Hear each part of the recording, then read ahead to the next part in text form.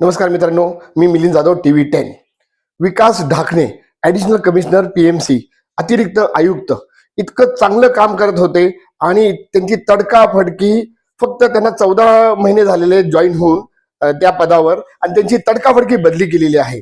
माझा प्रश्न हा राज्य सरकारला आहे की कुणाची बदली करताना तुम्हाला त्याचं उत्तर द्यावं असं वाटत नाही नागरिकांना की त्यांची बदली का केली. 2 वर्ष झालं असेल तर बदली करणं मी मान्य करू शकतो. त्याचबरोबर मी पुण्यातले जे काय सगळे पक्ष आहेत, जे हेड आहेत, पालकमंत्री विशेष करून त्यांना सगळ्यांना ज्यांना ढाकणे साहेब माहिती आहे, त्यांच्याशी संबंध आला, त्यांनाही माहिती आहे की ते कसे अधिकारी आहेत, तर त्यांना हा प्रश्न पडला नाही का की यांची बदली का करावी लागते. फक्त वसंत मोरे, तात्या मोरे जे आहेत त्यांनी हा फक्त मुद्दा उचललेला आहे महानगरपालिकेत येऊन.